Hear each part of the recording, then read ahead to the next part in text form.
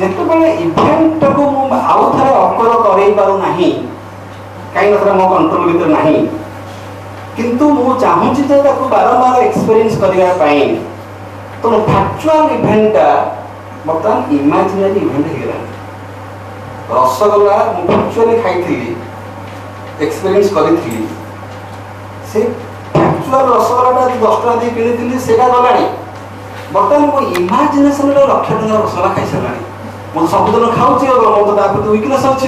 ତେଣୁ ଇମାଜିନେସନରେ ମୁଁ ସେଇ ଇଭେଣ୍ଟଟାକୁ କଣ୍ଟିନ୍ୟୁ କରୁଛି ଏବଂ ତାର ଏକ୍ସପିରିଏନ୍ସଟାକୁ ମଧ୍ୟ କଣ୍ଟିନ୍ୟୁ କରୁଛି, ଏବଂ ଏପଟେ ଫ୍ୟାକ୍ଚୁଆଲ ଇଭେଣ୍ଟଟା ମଧ୍ୟ ମୋ ସହିତ କଣ୍ଟିନ୍ୟୁ କରୁନାହିଁ। This is the cause of stress of mind. ମାଇଣ୍ଡରେ ଯେଉଁ ଷ୍ଟ୍ରେସ୍ ମ୍ୟାନେଜମେଣ୍ଟ ଆମେ ପଢ଼ୁଛେ ତାର ମୂଳ କାରଣ ହେଲା ଏଇଆ। ଯେଉଁଠି ଗୋଟେ ଇଭେଣ୍ଟ ବାୟୋଲୋଜିକାଲ ଟାଇମରେ ଆରମ୍ଭ ହେଉଛି, ଆମର ଦର୍ଶନ ମାନେ ଫିଲୋସଫି, ଏଇଟା ହେଲା ସାଇକୋଲୋଜିକାଲ ପ୍ରୋବ୍ଲେମ୍।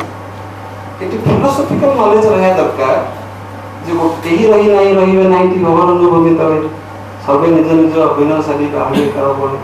ଫିଲୋସଫିକାଲ ଦର୍ଶନ। ଯଦି ଗୋଟେ ଇଭେଣ୍ଟ ଗୋଟେ ସମୟରେ ଆରମ୍ଭ ହେଇଛି, ତେବେ ଆମର ଦର୍ଶନ ତତ୍ତ୍ୱ ରହିବା ଦରକାର, ଆମର ନଲେଜ ରହିବା ଦରକାର, ଆମର ୱିଜଡମ୍ ରହିବା ଦରକାର ଯେ ଏହା ନିଶ୍ଚିତ ଭାବରେ ଆଉ ଗୋଟେ ସମୟରେ ସରିଯିବ। ଏବଂ ତଜ୍ଜନିତ ମୋର ଯେଉଁ ଅଭିଜ୍ଞତା, ମୋର ଯେଉଁ ଜ୍ଞାନ, ମୋର ଯେଉଁ ବାସନା, ସେଗୁଡ଼ିକ ମଧ୍ୟ ସେ ଇଭେଣ୍ଟ ସହିତ ସରିଯିବା ଦରକାର। ଯଦି ତାହା ସରୁନାହିଁ, ତାହେଲେ my mind is frustrated, my mind is stressed, my mind is strained, my mind is tensed. ସେଇଠି ସବୁ ଟେନସନ୍ ଆସୁଛି, ଷ୍ଟ୍ରେସ୍ ଆସୁଛି, ଏଇଟା ହେଲା ଆଉ ଗୋଟେ ଜିନିଷ। ପ୍ରଥମଟା କହିଲି clock time, biological time, psychological time. ସେକେଣ୍ଡଟା କହିଲି ଇଭେଣ୍ଟ ଆଉ ଏକ୍ସପିରିଏନ୍ସ। ଆଗରେ ଅଛି ସେ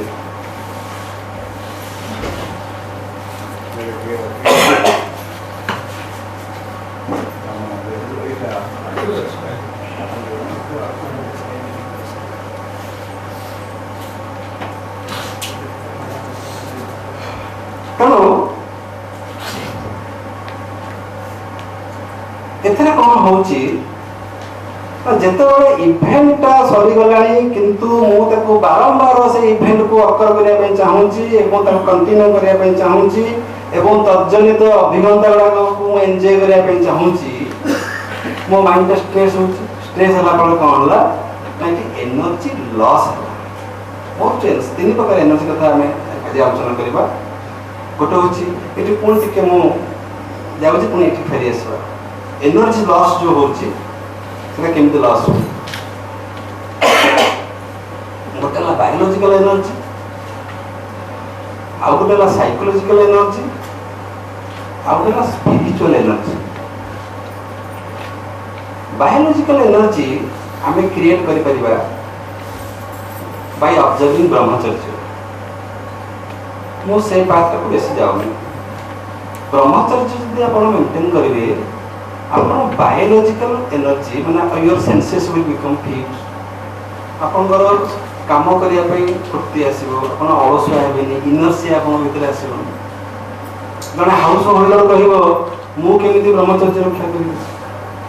ଯେମିତି ଆମ ପାଖରେ ବହୁତ ପଇସା ହେଇଗଲେ ବି, ଯେମିତି ଆମେ ଦରମା ପାଇଲେ ତାକୁ ଜଲ୍ଦି ଖର୍ଚ୍ଚ କରୁଛେ, ସେମିତି ବ୍ରହ୍ମଚର୍ଯ୍ୟଟାକୁ ମଧ୍ୟ ହାଉସ୍ ହୋଲ୍ଡର ମାନେ ଯେତିକି ଖର୍ଚ୍ଚ କରିବା କଥା ତାକୁ ଯଦି ଜଗି ରଖି ଖର୍ଚ୍ଚ କରିବେ, that is also maintenance. We have to conserve that. By conserving ब्रह्मचर्य we can have biological energy. एवं जो अष्टांग मार्ग पतंजलि अष्टांग मार्ग जो शिक्षा दिगला सी हूँ जम और नियम। ये दुटा बॉडी बॉडी रे जो डिसिप्लिन आसो ब्रह्मचर्य किपर रक्षा करेंगे। It is a long course. Psychology में दायी किंतु बायोलॉजिकल बेनिफिट मिल कौन हम ना fast benefit mill biology will become fit your senses will become fit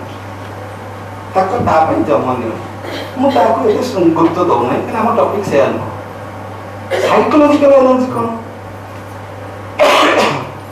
psychological energy को हम रिस्टोर कर परिबा जो हम कहूचे मेडिटेशन धारणा ध्यान समाधि ये जिते सब ट्रेनिंग एगुड़ी को स्पिरिचुअल एनर्जी डेवलप कराए ना अनेक समय हम भाबू जे meditation is a spiritual activity no meditation is a psychological activity meditation करने द्वारा धारणा ध्यान समाधि ये तीनोटी डिसिप्लिन द्वारा जमनियम मुझे कहली से बायोलॉजिकल एनर्जी धारणा ध्यान और समाधि ये तीन टा हूँ साइकोलॉजिकल बेनिफिट एतरे साइकोलॉजिकल एनर्जी आम रिस्टोर करिपरिबा केमिति गोटे इवेंट सरला बेलू आम तादू से आमर एक्सपीरियंस टाक मध्य आम सेठी एंड करबा एवं बायोलॉजिकल टाइम पुणी जो इवेंट सृष्टि करुच्ची आम से पुणी निमग्न हवा सी पुणी जो सर सेठू पुणी आम निवृत्त हवा एवं पुणी जो बायोलॉजिकल टाइम तर तो आम बायोलॉजिकल टाइम सहित पैरेलल जीवा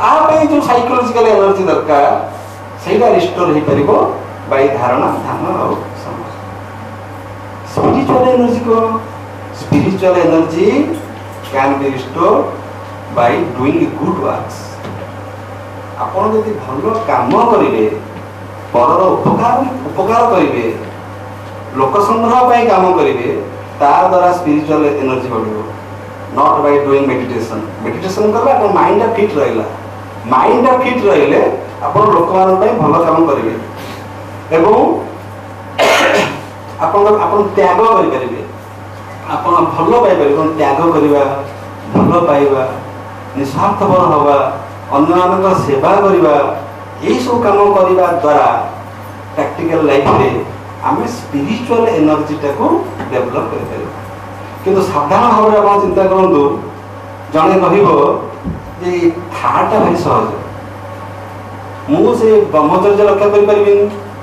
मुझे मापी चुपिक इवेंट सहित मोर एक्सपीरियंस को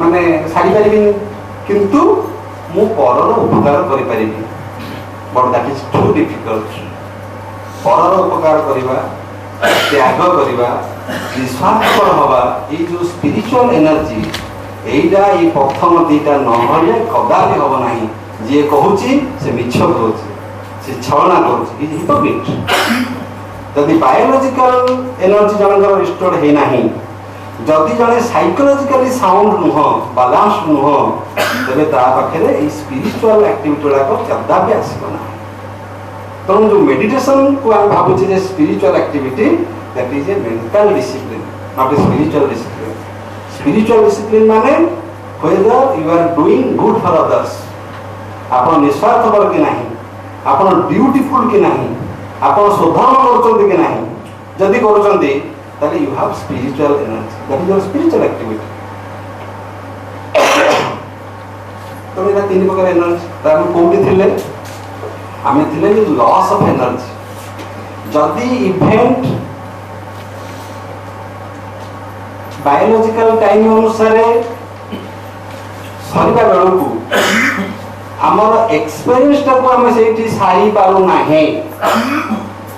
ताले से कौन है ना आमर साइकोलॉजिकल एनर्जी लॉस है जमी ब्रह्मचर्य को नष्ट कले बायोलॉजिकल एनर्जी नष्ट हम जमी पर अपकार कले स्वार्थपर हेले स्पिरिचुअल एनर्जी नष्ट हम सेमती जदि बायोलॉजिकल टाइम अनुसार घटुवा इवेंट को एक्सपीरियंस कला बेले आम जदि एंड करूना शेष करूना से कौन हम माइंड रू जो साइकोलॉजिकल एनर्जी लॉस एवं से स्ट्रेस आरंभ है से स्ट्रेन आरंभ है ठीक है लोक सब विभिन्न गुरु पाक जाती मेडिटेशन शिक्षा ठीक है तार टेक्निकटा ये ग्यारंटी दे कहूँ आप जिते बड़ गुरु पाखे मेडिटेशन कोर्स करूँ if you do not have this secret, if you do not know this psychological problem, that will not be possible. तो मेडिटेशन कर जने फिट हुए जने fittest man can do meditation the fittest man can do meditation तो गुरुकुल को शिष्य मैंने जानती शिक्षा लाभ करने को गुरु प्रथम टेस्ट करती जे मो शिष्यटा ଯୋଗ୍ୟ କି ନାହିଁ। ତେଣୁ ଯୋଗ୍ୟତାର ମାପକାଠି ହେଲା, ତେଣୁ କେବଳ ସାଇକୋଲୋଜିକାଲ ଟ୍ରେନିଂ ହେଲେ ହେବ ନାହିଁ, ତା ସହିତ ଫିଲୋସଫିକାଲ ଇନସାଇଟ୍ର ଆବଶ୍ୟକତା ରହିଛି। That is called understanding. That is called wisdom. We have to understand the problem, what mind is. Where lies the real problem? ତେଣୁ ଏଇ ଯେଉଁ ଲସ୍ ଅଫ୍ ଏନର୍ଜି ହୁଏ ତାକୁ ଆମେ କିପରି ରିଗେନ୍ କରିପାରିବା? Can we regain that psychological lost energy? ଯେଉଁ ଏନର୍ଜିଟା loss ହେଉଛି ତାକୁ ଆମେ କିପରି ରିଗେନ୍ କରିପାରିବା? ସେଥିପାଇଁ ପତଞ୍ଜଳି ଯୋଗରେ ଯେଉଁ କହିଲି ଯମ ନିୟମ, ଏପଟେ କହିଲି ଧାରଣା, ଧ୍ୟାନ ଆଉ ସମାଧି, ମଝିରେ ଗୋଟେ ରହିଲା ସେଟା ହେଉଛି ପ୍ରତ୍ୟାହାର। ପ୍ରତ୍ୟାହାର that means withdrawal। ଏଇଟା ସେଇ କଥା କୁହାଯାଉଛି ନା ନାହିଁ? ଗୋଟେ ଇଭେଣ୍ଟ ଯେତେବେଳେ ସରିଯାଉଛି ଆମର ଏକ୍ସପେରିଏନ୍ସଟାକୁ ଆମେ ସେଇଠି ପ୍ରତ୍ୟାହାର କରିବା। ଯେକୌଣସି ଇଭେଣ୍ଟ ହଉ, ଯେତେ ଗୋଟେ ହାପିଏଷ୍ଟ ମୋମେଣ୍ଟ ହଉ ବା ଗୋଟେ ସାଡେଷ୍ଟ ମୋମେଣ୍ଟ ହଉ, ମାନେ ଗୋଟେ ସରଫୁଲ ମୋମେଣ୍ଟ ହଉ, ଯେକୌଣସି ମୋମେଣ୍ଟ ହଉ, ଗୋଟେ ରୋମାଣ୍ଟିକ ମୋମେଣ୍ଟ ହଉ, ଗୋଟେ ଏକ୍ସାଇଟମେଣ୍ଟ ସିଚୁଏସନ ହଉ, ଯୋଉ ପ୍ରକାର ସିଚୁଏସନ ହଉ, ଯୋଉ ଇଭେଣ୍ଟ ଗୋଟେ ଟାଇମରେ ଆସିଛି, ଆମେ ଯଦି ସେଇ ଇଭେଣ୍ଟର ଯୋଉ ସମାପ୍ତିରେ ଆମର ଯଦି ଏକ୍ସପେରିଏନ୍ସର, ଆମର ଇନଭଲଭମେଣ୍ଟର ସମାପ୍ତି ଘଟୁ ନାହିଁ, ତାର ଅର୍ଥ ଆମ ଭିତରେ ପ୍ରତ୍ୟାହାରର ସାଧନା ନାହିଁ। That is called withdrawal. And involvement and withdrawal. Involvement and withdrawal. Involvement and withdrawal. କ'ଣ ଆମର ହେଉଛି ନା we are responding the events and we are getting involved and we don't know how to withdraw. That is the problem. ବହୁତ ଥର କହିଛି ଏହି ସଭାରେ, ଅନେକ ସମୟରେ ପ୍ରିଜାଇଡିଂ କଲାବେଳେ କହିଛି ଯେ ଗ୍ରାହ୍ୟସ୍ଥ ଜୀବନ ସରିଗଲାଣି। ମାନେ ଇଏ ତ ହେଲା ରସଗୋଲା ଖାଇବାଟା ଯେମିତି ଗୋଟେ ଇଭେଣ୍ଟ, ତାକୁ ଆମେ ପୁଣି 4 ଦିନ ପର୍ଯ୍ୟନ୍ତ ଭାବୁଛୁ ରସଗୋଲା ଖାଇଥିଲି, ସେମିତି ତାକୁ ଆମେ ଏକ୍ସପାଣ୍ଡ କରିଦେବା। ଯେଉଁ ବ୍ରହ୍ମଚର୍ଯ୍ୟ, ଗ୍ରାହ୍ୟସ୍ଥ, ବାନପ୍ରସ୍ଥ, ସନ୍ନ୍ୟାସ, କେତେବେଳେ ଗ୍ରାହ୍ୟସ୍ଥ ଜୀବନ ସରିଗଲାଣି, 60 ବର୍ଷ ହେଇଗଲାଣି, କିନ୍ତୁ ଯେଉଁ ଗ୍ରାହ୍ୟସ୍ଥ ଜୀବନର ଯେଉଁ ଅଭିଜ୍ଞତା ତାକୁ ଛାଡ଼ିବାକୁ ନାରାଜ। ତାହେଲେ ଷ୍ଟ୍ରେନ୍ ଆସିବ ନା ନାହିଁ? ଷ୍ଟ୍ରେସ୍ ଆସିବ ନା ନାହିଁ? ଯେତିକି ସମୟ ମୁଁ ଛୋଟ ଛୁଆ ଥିଲି, ଛୋଟ ଛୁଆର ଯେଉଁ ଇଭେଣ୍ଟ ଥିଲା, ସେଇ ଇଭେଣ୍ଟରୁ ମୋର ସମାପ୍ତି ଘଟିଲା। Now I am ମେଚ୍ୟୁର। ମେଚ୍ୟୁର ମାନେ ଯେଉଁ ପୂର୍ବ ସ୍ଥିତିରେ ମୁଁ ଥିଲି ସେ ସ୍ଥିତିରୁ ମୁଁ ମୁକୁଳି ଗଲାଣି। ମେଚ୍ୟୁର ମାନେ ହେଲା ଏଇଆ। ଯଦି ଗୋଟେ କଲେଜ ପଢ଼ା ପିଲାଟେ ପିଲାଙ୍କ ଭଳିଆ ହେଉଥିବ, ତାକୁ ଆମେ କ'ଣ କହୁଛେ? ଆରେ ପିଲାଳିଆ ଆମେ ଯାଇନି। ସେମିତି ଗୋଟେ ବୁଢ଼ା ଲୋକ ପିଲାଙ୍କ ଭଳିଆ ହେଉଥିବ, ତାକୁ ଆମେ କ'ଣ କହିବ? ଆରେ ପିଲାଳିଆ ଆମେ ଯାଇନି। ତେଣୁ ପିଲାଳିଆମିଟା ପିଲାବେଳେ ସ୍ୱଭାବ ପାଏ, ଗୋଟେ ଯୁବକର ସ୍ୱଭାବ ଅଲଗା। ସେମିତି ଗୋଟେ ଗ୍ରାହ୍ୟସ୍ଥ ଜୀବନର ଯେଉଁ ପ୍ରବୃତ୍ତି, ସେଇଟା ସେଇ ସମୟରେ ତାର ସମାପ୍ତି ଘଟିବା ଉଚିତ ଏବଂ ପରବର୍ତ୍ତୀ ସମୟର ଯେଉଁ ଧର୍ମ, ସେ ଧର୍ମକୁ ଆମେ ପ୍ରବେଶ କରିବା ଉଚିତ।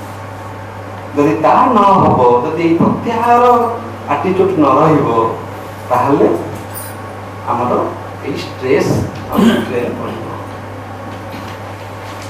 ମାଇଣ୍ଡର ଯେଉଁ ଏନର୍ଜି, ସାଇକୋଲୋଜିକାଲ ଏନର୍ଜି, ତାର ଲସ୍ ଘଟିବ। 3 ପ୍ରକାର ଷ୍ଟେଟ୍ ଅଛି। ଇକ୍ୱିଲିବ୍ରିୟମ୍, ଯେଉଁ ମନର ଯେଉଁ ବାଲାନ୍ସ, ତାକୁ ଆମେ 3 ପ୍ରକାର ଚିନ୍ତା କରିବା। ଗୋଟେ ହେଉଛି ଟୋଟାଲ ଇକ୍ୱିଲିବ୍ରିୟମ୍। ଟୋଟାଲ ଇକ୍ୱିଲିବ୍ରିୟମ୍ ମାନେ ପୁରାପୁରି ଶାନ୍ତ, ସ୍ଥିର, ଧୀର। ତାକୁ ସେ କହୁଛନ୍ତି ଥର୍ମୋଡାଇନାମିକ ଇକ୍ୱିଲିବ୍ରିୟମ୍,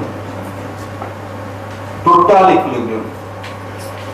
ଆଉ ଗୋଟେ ଷ୍ଟେଜ୍ ଯେଉଁ କହୁଛନ୍ତି ନିୟର ଇକ୍ୱିଲିବ୍ରିୟମ୍, ଏବଂ ଆଉ ଗୋଟେ ଷ୍ଟେଜ୍ ଯେଉଁ କହୁଛନ୍ତି ଫାର୍ ଫ୍ରମ୍ ଇକ୍ୱିଲିବ୍ରିୟମ୍ ଷ୍ଟେଟ୍। କିଛି କଷ୍ଟ ନାହିଁ, ମୁଁ ଆଇ ୱିଲ୍ ଏକ୍ସପ୍ଲେନ୍। ମନଟା ଯେତେବେଳେ ସ୍ଥିର ରହେ, ମନ ଯେତେବେଳେ ଧୀର ରହେ, ସାଧାରଣତଃ ଆମେ ଭାବୁ ଏଇଟା ହେଉଛି ବେଷ୍ଟ ଷ୍ଟେଜ୍। ମେଡିଟେସନ୍ କରିକିରି ମୋ ମନଟା ସ୍ଥିର ହୋଇଗଲା। That is the worst state in my theory. ବର୍ତ୍ତମାନ ଯେଉଁ କଥା ଆମେ ଆଜି ଆଲୋଚନା କରୁଛେ, स्थिर मन is not the silent mind. जो मन स्थिर आपनकर जो सांख्य दर्शन रे जो सत्व रज तम जो तीनोटी गुण कथा कह जाइए से कह सत्व रज तम तीनोटी जाक इक्विलिब्रियम स्टेट रहती से प्रलय हुए से सृष्टि हुए से प्रलयर संकेत। समुद्र आप देखुवे ढेउ आसुची ढेउर पछपटे पानी चलचंचल भी अच्छी आस्ते आस्ते आस्ते ढेउ होची हठात आप देखिए ढेउ एमती छिड़ा रहा समुद्रटा स्थिर आप डरी आउ एग्जांपल दूसरी घर स्त्री लोक मैंने देखिए चुपचाप थे आप कथा कहते किसी कहे आप डर पूरा चुप कि कहे से बहुत विपद एवं कभी अधिक वक्र वक्र होती माने कथा पर कथा कहते दैट इज यूजलेस। जदि पूरापूरी चुप रही जाउछंती डेंजरस जदि दिन सारा वक्र वक्र होउछंती दैट इज यूजलेस। ताले आरो मिडिल पॉइंट कोन मिडिल पॉइंट होउची जेतिकी दरकार सेतिकी कथा कह एटा मिडिल पॉइंट। संपूर्ण शांत मन प्रोडक्टिविटी जीरो। गोटे लोक खाली शांत हो बस 15 वर्ष तार सोसाइटी प्रति कौन ध्यान अच्छे नेगेटिव सेंस। शांत मन स्थिर मन इक्विलिब्रियम साइकोलॉजी कह thermodynamic equilibrium total equilibrium. Total equilibrium is the worst case. हम बता आउ गोटे दिग को जाऊे जो संपूर्ण स्थिर मन एवं नियर इक्विलिब्रियम होची आउ गोटे मझी मझिया स्टेट जो थे माइंड गोटे डिसीजन नौची टू डू समथिंग तार डिसीजन मेकिंग कैपेसिटी आसुची कोथरे ना नियर इक्विलिब्रियम स्टेट रे माने माइंड इज एक्टिव माइंड एवं फार फ्रॉम इक्विलिब्रियम माने जोटी माइंड आ इक्विलिब्रियम नाही माने एटा उल्टा लागुथबो इक्विलिब्रियम को मु कहूची माने वर्स्ट दैट इज यूजलेस एवं ता खारो जो नियर इक्विलिब्रियम सेटा आउट के मिडिल पॉइंट जोटी mind is active mind is taking decision एवं जोटा फार फ्रॉम इक्विलिब्रियम सेटा इक्विलिब्रियम स्टेट रे माइंड नाही mind is already engaged in action. अर्जुनकर जो अवस्था होता युद्ध पड़िया श्रीकृष्ण कहीं एत कथा बुझे गले total equilibrium I am confuse मुझे बुझीपार से कहीं बुझीपार कौन अदर कारण अच्छे कहे कि यहाँ गोटे इक्विलिब्रियम स्टेट। नियर इक्विलिब्रियम रे एंटायर गीता टीचिंग जो अर्जुन को जो श्रीकृष्ण जो बुझाउछंती सेटा होची नियर इक्विलिब्रियम स्टेट ता माइंड को से एक्टिव करोछंती जे you take decision but what decision you will take that depends upon you don't depend upon me. अष्टादश अध्याय से कहउछंती जे तते सब बुझेई देली किंतु तू युद्ध करबो कि न करबो that is up to you. Near equilibrium state रे माइंड गोटे दो छकी रे छिड़ा हेची से को काम करिवो युद्ध करिवो ना युद्ध करिवो नाही युद्ध करिवो ना युद्ध करिवो नाही। ए जो दो छकी रो समयटा एटा होची इक्विलिब्रियम स्टेट तार गोटे उन्नत स्टेट जोटी से that mind is capable of taking decision एवं far from equilibrium far from माने तो डिसाइड कर दोछंती जे हां यस आई विल फाइट सेठा इक्विलिब्रियम नाही he is engaged in action he is engaged in action so near equilibrium state is the bifurcating is the middle point is the cross point जोठी mind टा downward जी परिबो एवं upward near equilibrium state is the middle point which may go downward or upward यही situation आमर practical life रे समस्त अच्छी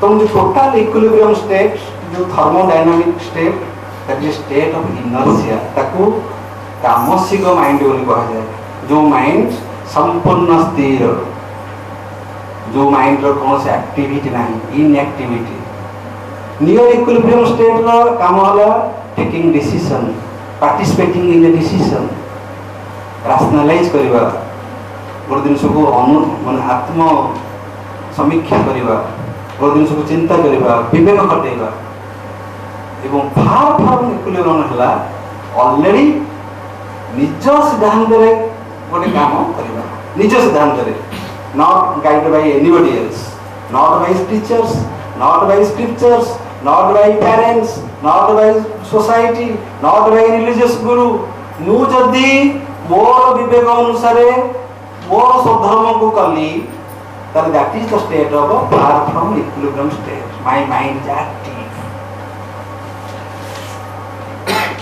ये तीनटा प्रथम भावुची बोधे इज वेरी वेरी टेक्निकल भावुची बोधे बुझे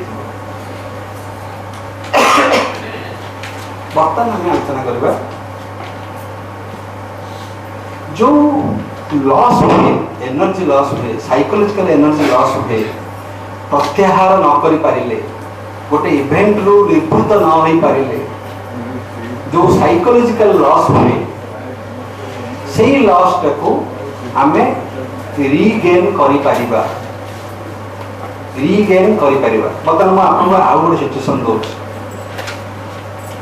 एपर्यंत आम आलोचना करुले जे गोटे इवेंट तार बायोलॉजिकल टाइम अनुसार सरी जाउची किंतु आमे आमर प्रवृत्ति को आमर तादर संपृक्ति को सेही घटनार समाप्ति सहित सारी पारु नाही सेति आमर साइकोलॉजिकल एनर्जी लॉस होउची जदि आमे उल्टाटा करबा गोटे इवेंट सरीबा सहित आमे आमर साइकोलॉजिकल इन्वॉल्वमेंट को सारिबा ये गोटे सिचुएशन नहीं परिबो नहीं परिबो नहीं अनेक लोग अछंते एई मीटिंग सरला परे कार रे बसला परे they will forget this meeting sir car driver कोन गाड़ी चलु देखु ना ना कर आउ किछ लोक अछंती एठी जेते सब प्रशंसा हला बाइटी जेते सब निंदा हला गोटे के गाड़ी हिथबो 3 मास तळे से लोक 3 मास बंद डिस्ट्रॉय तार अर्थ कौन से इवेंट तो सरी गलानी किंतु 3 मास पर्यंत से ताको एक्सपीरियंस करी करी चली एक्सपीरियंस करी करी चली 3 वर्ष भीतर तार माइंड और रिन्यू हेलानी सेही पुणा कथा घंटी होई कार रे गला बडे ड्राइवर बचे नहीं गछ मारे कर दू सी भाबु तो मते से लोक गाड़ी देला बा मते अमुक लोक प्रशंसा करले बहुत व्यक्ति अछंती से माने प्रकृति मेडिटेशन माने न जे घंटा बसला मेडिटेशन माने ध्यानस्थ हवा सब तक समय अपन मेडिटेशन समय ऑलवेज बी मेडिटेटिव सब ध्यानस्थ होकर रहंतु ध्यानस्थ होकर रहर अर्थ होला बायोलॉजिकल टाइम रे जो घटना घटुची I am not a part of that I am an instrument मु निमित्त मात्र ए बायोलॉजिकल टाइम सरिया संगे संगे मु ता सहित सरिची ना नहीं जदि मु सरी आइची तबे I am qualified for the next event otherwise मु पछरे रहिची तो बायोलॉजिकल टाइम ता होची इरिवर्सिबल माने जो समय को कबे फेरे आनी हुए ना साधारण तो हम समय को फेरे आनी परिबा कि समय को तो फेरे के आनी परिबा नहीं सो टाइम इज इरिवर्सिबल और psychological time is reversible this is a turning point हम आज गोटे कथा आज ये कथा आलोचना करछे साइकोलॉजिकल टाइम इज रिवर्सिबल आमे समय को फेरे के आनी परिबा बायोलॉजिकल टाइम इज इरिवर्सिबल जोडी को समय साथरे घटी चली आम अजनांत आम बुढ़ा हो गले आम अजनांत आम बापा मरी गले आम अजनांत केते जनरेशन चली गलानी आम अजनांत से गछरा बड़ी ये सब बायोलॉजिकल टाइम इरिवर्सिबल कहीं रहिबे नहीं इरिवर्सिबल किंतु psychological time is so strong ବର୍ତ୍ତମାନ ମୁଁ ବଜେଟିଂ କଥା କହୁଛି ଯେ ଆମେ କ'ଣ କରିପାରିବା। We can reverse the time, we can reverse the psychological energy. केमिति गोटे डेवलपमेंट है जीवन में जो घटना आसूची ताकू से घटना सहित सारी दिखाँ फिनिश। पुटे जन्म कर गला पाठ पढ़िया कम मोर पाठ पढ़ेदेवी चाकरी चाकरी तार टाइम होगा बाहला होगा बस फिनिश। कि शाशुटा गोटे से बहु सहित कली करुव शशुर जाकि परिया काटुव कि अरे गोटे पॉइंट बंद कर बंद कले सीना आ गोटे पॉइंट आरम्भ कर तो इवेंट सहित आम एक्सपीरियंस को आम मैथमेटिकली इवेंट खत्म एक्सपीरियंस खत्म इवेंट न्यू इवेंट स्टार्ट यहाँ हो आहरी कौन हो पार इवेंट सरिबा आगुरु आपण उद्योग करेंगे।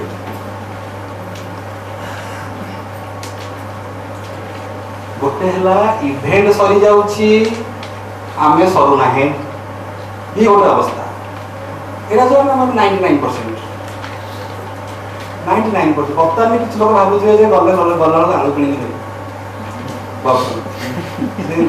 केते लोग भी चिंता करुवे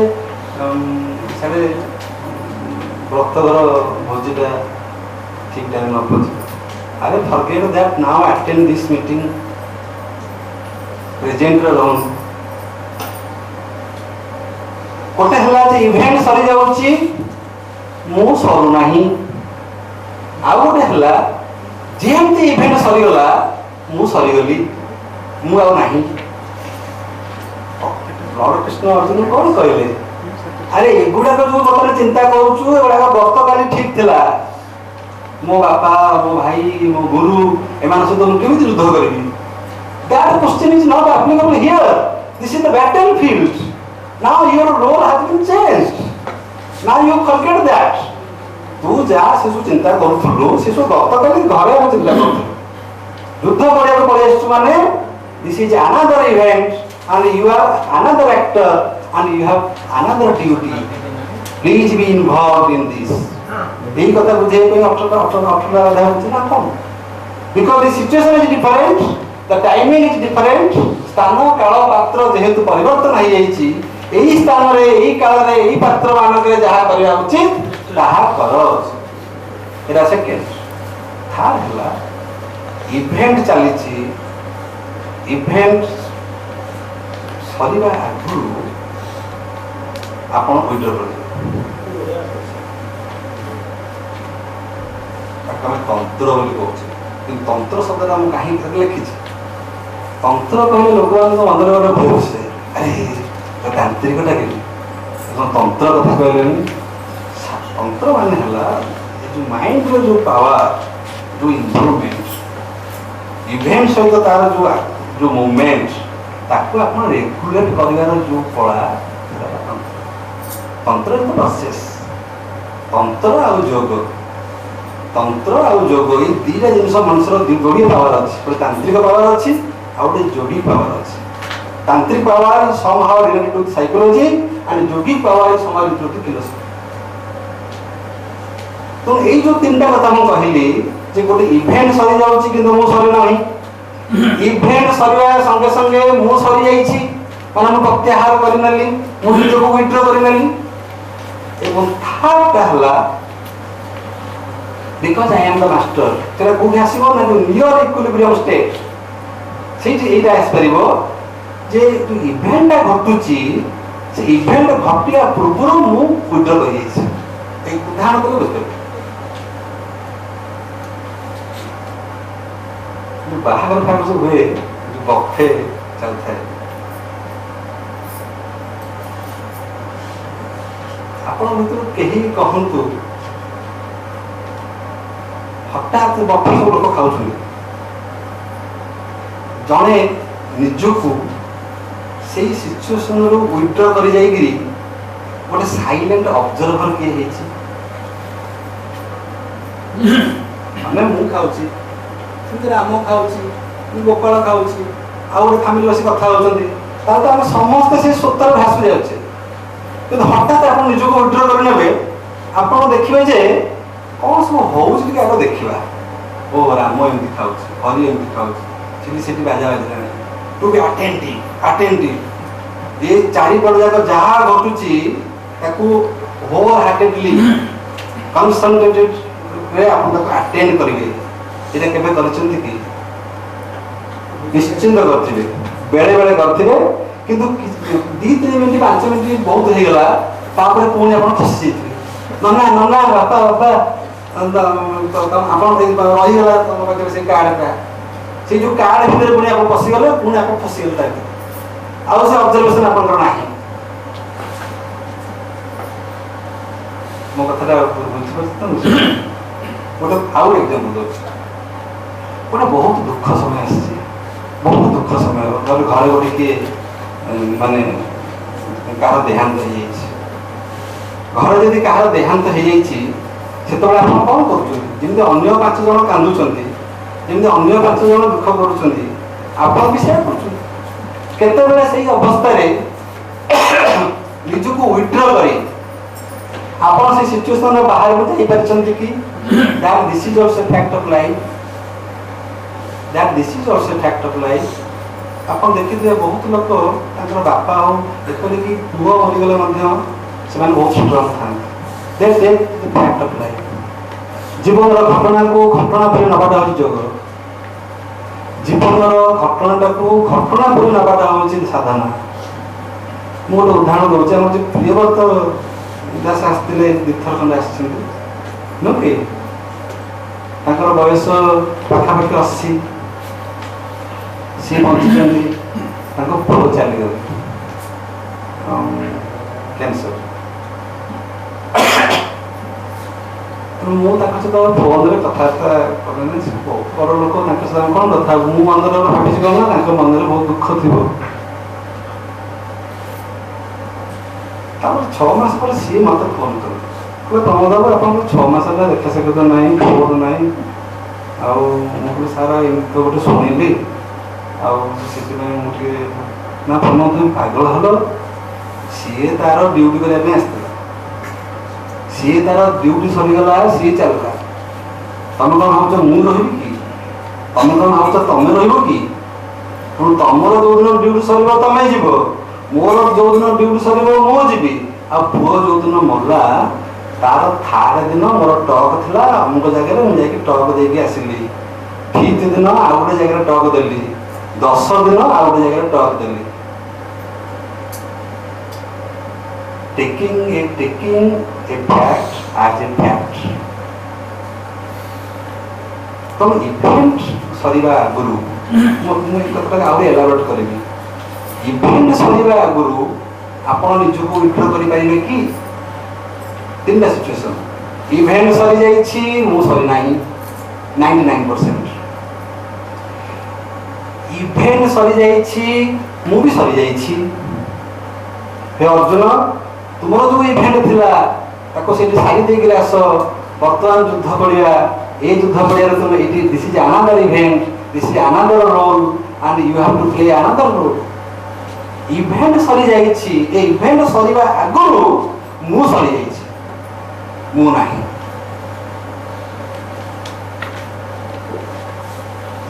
ଏଠି ତାହେଲେ ସାଇକୋଲୋଜିକାଲ ଏନର୍ଜିଟା ଷ୍ଟୋର ହେଲା ନା ହେଲା ନାହିଁ? ପ୍ରଥମଟାରେ ଲସ୍ ହେଲା, ମଝିଟାରେ ବାଲାନ୍ସ ହେଲା। ବାଲାନ୍ସ ଯେତିକି ଆୟ ସେତିକି ଖର୍ଚ୍ଚ। ଇଭେଣ୍ଟ ସରିଲା ମୁଁ ସରିଲି, ଇଭେଣ୍ଟ ସରିଲା ମୁଁ ସରିଲି, ମାନେ ହ୍ୟାଣ୍ଡ ଟୁ ମାଉଥ। କିନ୍ତୁ ଏଇ ଯୋଉ ଥାର୍ଡଟାରେ ମୋର ସେଭ୍ ହେଲା ନା ହେଲା ନାହିଁ? ବୁଝିଲା ନା ନାଇଁ? ଏଇ ଯୋଉ ଆକ୍ସନଟାକୁ ତନ୍ତ୍ର କହନ୍ତି। ତନ୍ତ୍ର ମାନେ ପ୍ରୋସେସ, ତନ୍ତ୍ର ମାନେ ପ୍ରୋସେସ। ମୁଁ ଇଭେଣ୍ଟ ସରିବା ଆଗରୁ ନିଜକୁ ୱିଡ୍ର କରି ନେଇଛି। ଆଉ ଗୋଟେ ଏକ୍ସାମ୍ପଲ ଦଉଛି। କେତେବେଳେ ୱିଡ୍ର କଲେ ଆପଣଙ୍କର ସେଇ ଯୋଉ ଶକ୍ତିଟା ବେଶୀ ମ୍ୟାଚୁଅର ହବ, ବେଶୀ ଫ୍ରୁଟଫୁଲ ହବ? ଜଣେ କହିବ ଯେ ମୁଁ ପିଲାଦିନେ ଆଇଁଷ ଖାଉଥିଲି, ମାଂସ ଖାଉଥିଲି, दांत झाड़ी जाटा कौन है माने दांत झड़ी जारू से आइंष खायाटा छाड़देला तार दांत झड़ी नथिले से मांस खाऊ थांते जो समय मोर गोटे काम कर पॉसिबिलिटी अच्छी मोर क्षमता अच्छी मु सही समय तार जो वासना ताठू निजक मुक्त कर कि ये साधना कहूँ जे विड्र कर प्रत्याहार कर at the highest tide माने जो जुआर आसी जाइए वासनार जुआर पूरा हाईएस्ट पिकअप जो जुआर से समय निजक विड्र कर आई एम नॉट देयर आप देखो अप्लाई करूँ जीवन में हैप्पीएस्ट मोमेंट समस्ते खुशी होती आप से चिंता करेंगे जे आपरटा दुख ये समय सरीज आउ घंटे पर कहीं नथिबे बाहागर पर जो बेदी मुह पड़ा यहीटा को जब पिकअप टाइम निजक विड्र कर आनले से जो एनर्जी स्टोर है आप एनर्जीटा को अन्य काम लगे पारे जो एनर्जीटा को आप स्टोर कले से तो अन्य मैंने कौन करुवे अन्य मैंने इनवॉल्व थे आपन पोजिशन बेटर है ना है ना से कहते ज्ञान विजडम से कहीं कहते साइलेंट माइंड माने the mind which is the most active mind not the dormant जो थर्मोडायनामिक जो टोटल इक्विलिब्रियम स्थिर धीर नो जो माइंड रे कौन सी कंफ्यूजन नहीं कौन सी बायस नहीं कौन सी प्रकार प्रीऑक्युपाइड थॉट्स नहीं इमेज नहीं किसी नहीं that is the silent mind the most active mind तेणु